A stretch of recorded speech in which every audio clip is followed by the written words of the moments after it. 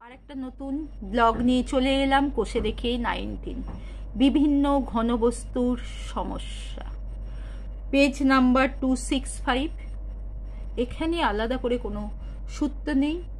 এর আগে যা সূত্র শিখিয়েছি, অর্থাৎ কোষে দেখি 4, কোষে দেখি 8, কোষে দেখি 12, কোষে দেখি 16, সেই সূত্রগুলো নিয়েই এখানে হবে। অঙ্ক শুরু করার আগে বলে নিই, যদি আমার চ্যানেল ভালো লেগে থাকে অবশ্যই সাবস্ক্রাইব করো, শেয়ার করো এবং লাইক করো। একের অঙ্ক দেখো। আনোয়ারদের বাড়ির সামনে একটি নিরেট লোহার স্তম্ভ আছে, যার নিচের অংশ লম্ববৃত্তাকার চোঙ আকৃতির এবং উপরের অংশ শঙ্কু আকৃতির। এদের ভূমিতলের ব্যাসের দৈর্ঘ্য 20 সেমি, চোঙাকৃতি অংশের উচ্চতা 2.8 মিটার এবং শঙ্কু আকৃতির অংশের উচ্চতা 42 সেমি। এক ঘন সেমি লোহার ওজন 7.5 গ্রাম হলে লোহার স্তম্ভের ওজন কত হবে লিখি। একের বৃত্তাকার অংশের ব্যাস 20 সেমি, বৃত্তাকার অংশের ব্যাসার্ধ 20/2 সমান 10 সেমি। বৃত্তাকার অংশের উচ্চতা 2.8 মিটার, ওইটা আগেরটা সেমি আছে, তাহলে এইটাও সেমিতে করতে হবে, 280 সেমি। আয়তন কত?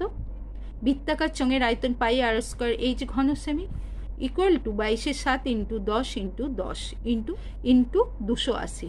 7 দিয়ে 280 কাটছি 40, 4 দুগুণে 8, 4 দুগুণে 8, 88, 1 2 3, 3টে 0। শঙ্কুর উচ্চতা 42 সেমি, শঙ্কুর আয়তন 1/3 পাই আর স্কোয়ার এইচ ঘন সেমি। 1/3 ইন্টু পাই হলো 22/7 ইন্টু আর স্কোয়ার হলো 10 ইন্টু 10 ইন্টু এইচ হলো 42। 7 দিয়ে কাটছি 6 7 42, আবার 3 দিয়ে কাটছি 3 দুগুণে 6, 22 দুগুণে 44, 1 2 দুটো 0 শিখেছিলাম আগে গুণ, শূন্য থাকলে। দণ্ডটির মোট আয়তন 88,000 প্লাস 4400 ঘন সেমি, যোগ করলে 92400 ঘন সেমি। এক ঘন সেমি লোহার ওজন 7.5 গ্রাম। 92400 ঘন সেমি লোহার ওজন 92400 ইন্টু 7.5, পয়েন্ট তুলে দিলে 10, একটা 0 একটা 0 কাটলো। এবার 9240 ইন্টু 75 গুণ করলে হচ্ছে 693000 গ্রাম। এইটা তুমি গ্রামেও লিখতে পারো, আবার কিগ্রাও করতে পারো। লোহার স্তম্ভের ওজন 693000 গ্রাম।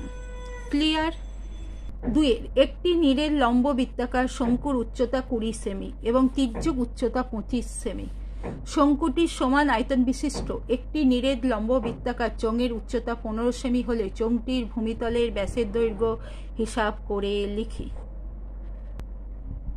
শঙ্কুর উচ্চতা 20 সেমি, তির্যক উচ্চতা 25 সেমি। শঙ্কুর ব্যাসার্ধ কি? সূত্র আমি লিখিয়েছিলাম, √L² মাইনাস H²। এল হলো 25, তাহলে 25 square minus 20 square. 25 25 625 minus 20 into 20 400। 625 থেকে 400 বিয়োগ করলে 225, তাহলে 225কে বর্গমূল করলে 15 সেমি। শঙ্কুর আয়তন 1/3 পাই আর স্কোয়ার এইচ ঘন সেমি। 1/3 পাই আর কত বেরোলো? 15 ইন্টু 15, আর স্কোয়ার আছে ইন্টু 20, তাহলে পাই 3 দিয়ে কাছি 3 5 15, তাহলে equal to pi into 75 into 20 ঘন সেমি।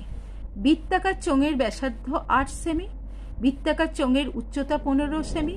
আয়তন কি? পাই আর স্কোয়ার এইচ ঘন সেমি, অর্থাৎ pi into r square into 15, r এর মানটাই আমাকে বার করতে হবে। শর্তানুসারে pi into r square into 15 equal to pi into 75 into 20, বা r square equal to pi into 75 into 20 by pi into 15। Pi pi কেটে গেল, 15 দিয়ে কাটছি 5 15 75, 5 20 100, তাহলে r equal to √100, r equal to 10। এটা ব্যাসার্ধ বেরিয়েছে।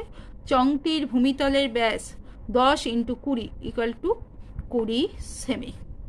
3 অঙ্ক দেখো।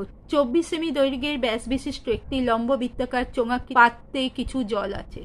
6 সেমি দৈর্ঘ্যের ভূমিতলের ব্যাস ও 4 সেমি উচ্চতা বিশিষ্ট 60টি নিরেট শঙ্কু আকৃতির লোহার টুকরো ওই জলে সম্পূর্ণভাবে নিমজ্জিত করলে জলের উচ্চতা কতটা বৃদ্ধি পাবে হিসাব করে লিখি।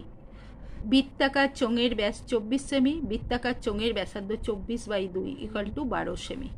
ধরি বৃত্তাকার চোঙের জল তল উঠবে h সেমি, আয়তন কি πr² h ঘন সেমি = পাই ইন্টু 12 × 12 × h। শঙ্কুর ব্যাস 6 সেমি, ব্যাসার্ধ 6/2, কাটাকুটি করলে 3 সেমি, উচ্চতা কত 4 সেমি, তাহলে আয়তন 1/3 πr² h ঘন সেমি। 1/3 × পাই ইন্টু আর হলো 3, দুবার লিখছি, 3 × 3 × 4, 3 দিয়ে 3 কাটলাম, 3 × 4 = 12 পাই। 60টি শঙ্কুর আয়তন হবে 60 × 12 পাই। শর্তানুসারে পাই ইন্টু 12 × 12 × h = 60 × 12 পাই, বা h = 60 × 12 pi by pi into 12 × 12। Pi pi কাটলো, 12 12 কাটলো, 12 দিয়ে 60কে কাটলাম, 5 12 7, বা h = 5। তাহলে জলতলের উচ্চতা বৃদ্ধি পাবে 5 সেমি। বুঝতে পেরেছ নিশ্চয়? 4. একই দৈর্ঘ্যের ভূমিতলের ব্যাসার্ধ এবং একই উচ্চতা বিশিষ্ট একটি নিরেট শঙ্কু ও একটি নিরেট লম্ব বৃত্তাকার চোঙের বক্ষতলের ক্ষেত্রফলের অনুপাত 5:8 হলে উহাদের ভূমির ব্যাসার্ধের দৈর্ঘ্য ও উচ্চতার অনুপাত নির্ণয় করি। ধরি ব্যাসার্ধ = r একক, উচ্চতা = h একক। তির্যক উচ্চতা l = √r² + h² একক। শঙ্কুর পার্শ্বতলের ক্ষেত্রফল πr/l বর্গ একক সমান πr √l এর জায়গায় লিখছি r² + h² বর্গ একক। বৃত্তাকার চোঙের পার্শ্বতলের ক্ষেত্রফল 2πr/h বর্গ একক। তাহলে শঙ্কুর ক্ষেত্রফল বাই বৃত্তাকার চোঙের ক্ষেত্রফল কি = 5:8। শঙ্কুর ক্ষেত্রফল কি πr √r² + h², আর বৃত্তাকার চোঙের ক্ষেত্রফল 2πr/h = 5/8। পাই পাই আর আর কাটলো, √r² + h² = 5/8 × 2h, 2 দিয়ে 8 কাটলাম, 4। তাহলে √r² + h² ব্র্যাকেট দিয়ে স্কয়ার = 5h/4 হোল স্কয়ার। √ উঠে গেল, r² + h² = 5 5 25, h²/16, 4 স্কয়ার 16। এবার r² = 25, h²/16 - h², r² = 25, h² - 16, h²/16, বা r² = 9h²/16, বা r²/h² = 9/16, বা r/h = √9/16 বর্গমূল হবে, r/h = 3/4। তাহলে r/h = 3:4। তাহলে উহার ভূমির ব্যাসার্ধের দৈর্ঘ্য এবং উচ্চতার অনুপাত 3:4। 5. 8 সেমি দৈর্ঘ্যের ব্যাসার্ধের একটি নিরেট লোহার গোলককে গলিয়ে 1 সেমি দৈর্ঘ্যের ব্যাসের কয়টি নিরেট গুলি পাওয়া যাবে হিসাব করে দেখি। বড় গোলকের ব্যাসার্ধ r = 8 সেমি, ছোট গোলকের ব্যাসার্ধ r = 1/2 সেমি। শর্তানুসারে 4/3 πr³ = x × 4/3 r²3। 4/3 pi r1 হলো 8 হোল কিউ = x × 4/3 পাই, আর r2 মানে হাফ হোল কিউ। দুদিকে 4/3 পাই পাই উঠে গেল, তাহলে 8³ মানে 512 = x × 1/8, বা 512 × 8/1, 1/8 এইদিকে এলে 8/1 = x, তাহলে 8 × 512 4096 = x। উত্তর, দৈর্ঘ্যের ব্যাসের 4096টি নিরেট গোলক তৈরি হবে। 6.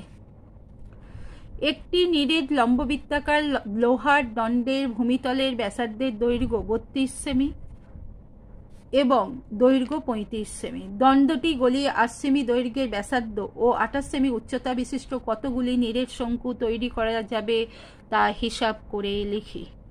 বৃত্তাকার চোঙের ব্যাসার্ধ 32 সেমি, দৈর্ঘ্য মানে চোঙের উচ্চতা 35 সেমি, আয়তন πr² h ঘন semi equal to pi into 32, আর হলো 32, দুবার লিখছি, 32 ইন্টু 32 ইন্টু 35 ঘন সেমি। নিরেট দণ্ডের ব্যাসার্ধ 8 সেমি, উচ্চতা 28 সেমি। আয়তন 1/3 পাই আর স্কোয়ার এইচ, অর্থাৎ 1/3 পাই 8 ইন্টু 8 ইন্টু 28। ধরি এক্সটি শঙ্কু তৈরি করা যাবে, তাহলে শর্তানুসারে x into 1/3 into pi into 8 into 8 into 28 equal to pi into 32 into 32 into 35, বা x equal to pi into 32 into 32 into 35 by pi into 8 into 8 into 28। Pi pi কেটে গেল, 8 দিয়ে কাটলে 4 আসতে 32, এই 8 দিয়ে কাটলাম 4 আসতে 32, 4 7 28, 7 দিয়ে কাটলে 5 7 35, আর এখানে ইন্টু 3/1, তাহলে কত হচ্ছে 4 5 20, 3 20 60, এক্স ইকাল টু 60। 60টি নিরেট শঙ্কু তৈরি করা যাবে। সাথে দেখো 4.2 ডেসিমি দৈর্ঘ্যে ধার বিশিষ্ট একটি নিরেট কাঠের ঘনত্ব থেকে সবচেয়ে কম কাঠ নষ্ট করে যে নিরেট লম্ব বৃত্তাকার শঙ্কু পাওয়া যাবে তার আয়তন নির্ণয় করি। ঘনকের আয়তন বাহু হোল কিউ ঘন সেমি, অর্থাৎ 4.2 কিউ ঘন সেমি, অর্থাৎ 4.2 ইন্টু 4.2 ইন্টু 4.2 ইকাল টু কত হচ্ছে 74.088 ঘন সেমি। শঙ্কুর ব্যাসার্ধ 4.2/2 ডেসিমি, অর্থাৎ 2.1, কারণ ওইটা দিয়েই শঙ্কু করতে হবে। উচ্চতা কত, সেই ওর উচ্চতাটাই 4.2 ডেসিমি, তাহলে আয়তন 1/3 পাই আর স্কোয়ার এইচ ঘন ডেসিমি, তাহলে হচ্ছে 1/3 ইন্টু 22/7 ইন্টু 2.1 ইন্টু 2.1 ইন্টু 4.2, 7 দিয়ে কাটলে 0.3 আর 3 দিয়ে 0.3 কাটলে 0.1। এবার 22 ইন্টু 2.1 ইন্টু 4.2 ইন্টু 0.1 গুণ করলে কত হচ্ছে 19.404 ঘন ডেসিমি, তাহলে কত কাঠ লাগবে 9.404 ঘন ডেসিমি। এইটাই উত্তর। 8, একটি নিরেট গোলক ও একটি নিরেট লম্ব বৃত্তাকার চোঙের ব্যাসার্ধের দৈর্ঘ্য সমান ও তাদের ঘনফল সমান হলে চোঙটির ব্যাসার্ধের দৈর্ঘ্য উচ্চতার অনুপাত হিসাব করে লিখি। ধরি নিরেট গোলক ও চোঙের ব্যাসার্ধ আর একক, বৃত্তাকার চোঙের ব্যাসার্ধ এইচ একক, নিরেট গোলকের আয়তন 4/3 পাই আর কিউ ঘন একক, বৃত্তাকার চোঙের আয়তন পাই আর স্কোয়ার এইচ ঘন একক। শর্তানুসারে 4/3 pi r cube equal to pi r square h, r equal to pi r square h by pi r square into 3/4, 4/3টা এইদিকে এলো, আর স্কোয়ার কেটে গেল, পাই পাই কেটে গেল, তাহলে এইচ রইল আর বাই এইচ ইকুয়াল টু 3/4, তাহলে আর is to H equal two 3:4। চোঙটির ব্যাসার্ধ উচ্চতার অনুপাত 3:4। বুঝতে পেরেছ নিশ্চয়? বুঝতে পারলে আমার চ্যানেলটিকে সাবস্ক্রাইব করো, শেয়ার করো এবং লাইক করো। 9 অঙ্ক দেখো, 6.6 ডেসিমি দীর্ঘ, 4.2 ডেসিমি প্রশস্ত এবং 1.4 ডেসিমি পুরু একটি তামার নিরেট আয়তঘনাকার টুকরো গলিয়ে 2.1 ডেসিমি দৈর্ঘ্যের ব্যাসের কয়টি নিরেট গোলক ঢালাই করা যাবে এবং প্রতিটি গোলকে কত ঘন ডেসিমি ধাতু থাকবে হিসাব করে লিখি। আয়ত ঘনাকার তামার পাতের দৈর্ঘ্য 6.6 ডেসিমি, প্রস্থ 4.2 ডেসিমি, উচ্চতা 1.4 ডেসিমি। আয়তন কি? দৈর্ঘ্য ইন্টু প্রস্থ ইন্টু উচ্চতা ঘন ডেসিমি ইকুয়াল টু 6.6 ইন্টু 4.2 ইন্টু 1.4 ঘন ডেসিমি। গোলকের ব্যাস 2.1 ডেসিমি, ব্যাসার্ধ 2.1/2 ডেসিমি, আয়তন 4/3 পাই আর কিউ ঘন ডেসিমি ইকুয়াল টু 4/3 ইন্টু 22/7, আর হলো 2.1/2, 2.1/2 ইন্টু 2.1/2 ইন্টু 2.1/2, 7 দিয়ে কাটলে 3 7 21, 0.3, 3 দিয়ে কাটলে 0.1 গুণ করছি। আচ্ছা, 2 দিয়ে 4 কাটছি 2, আবার 2 2, আর 2 দিয়ে 22 কাটছি 11, তাহলে 11 গুণ 0.1 গুণ 2.1 গুণ 2.1 হলো গুণ করলে 4.851।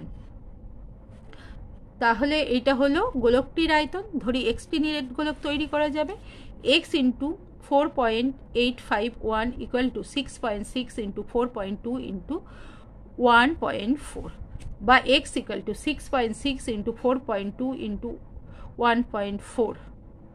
এই দশমিক তুলে 10, এই দশমিক তুলে 10, এই দশমিক তুলে 10, 4.851, দশমিক তুলে একের গায়ে 3টে শূন্য, তাহলে এই শূন্য, এই শূন্য, এই শূন্য, এই শূন্য, এই শূন্য, এই শূন্য কেটে গেল। এবার আমি 11 দিয়ে কাটছি, 6 11 66, আর এইটা দিয়ে 4 11 44, 4 11 44, 1 1 1। এবার 7 দিয়ে কাটছি, 6 7 42, আর এইটাকে কাটছি 6 7 42, 3 7 21। ঠিক আছে, আবার 7 দিয়ে কাটছি, 7 দুগুণে 14, 7 লং 63, 6কে 3 দিয়ে কাটছি 2, 9কে 3 দিয়ে কাটছি 3, আবার 3 কাটছি, এখানে 6কে 3 দিয়ে কাটছি 2, তাহলে 2 দুগুণে 4, দুগুণে 8, x ইকাল টু 8। নিরেট গোলকের আয়তন 4.851 ঘন বেসেবি, আর 8টি গোলক তৈরি করা যাবে। এইটাই হলো উত্তর। 4.2 সেমি দৈর্ঘ্যের ব্যাসার্ধের একটি নিরেট গোলক পিটিয়ে 2.8 সেমি দৈর্ঘ্যের ব্যাসের একটি নিরেট লম্ব দ্বন্দ্ব তৈরি করা হলো। দ্বন্দ্বটির দৈর্ঘ্য কত? সোনার গোলকের ব্যাসার্ধ 4.2 সেমি, আয়তন কত? 4/3 পাই আর কিউ ঘন দশমিক, 4/3 into pi into 4.2 into 4.2 into 4.2। বৃত্তাকার দণ্ডের ব্যাস 2.8 সেমি, ব্যাসার্ধ কত? 2.8/2 অর্থাৎ 1.4 সেমি। দৈর্ঘ্য ধরি বৃত্তাকার দণ্ডের দৈর্ঘ্য 8 সেমি, বৃত্তাকার দণ্ডের আয়তন পাই আর স্কয়ার এইচ ঘন সেমি equal to pi into 1.4 into 1.4 into h ঘন সেমি। শর্তানুসারে pi into 1.4 into 1.4 into h equal to 4/3 into pi into 4.2 into 4.2 into 4.2, বা h equal to 4/3 into pi into 4.2 into 4.2 into 4.2 by pi into 1.4 into 1.4। এই point উঠে গেলে 10, এই point উঠে গেলে 10, এই পয়েন্ট উঠে গেলে 10, এই পয়েন্ট উঠে গেলে 10, আর এই পয়েন্ট উঠে গেলে 10। 0 0 0 0 কাটলো, পাই পাই কাটলো।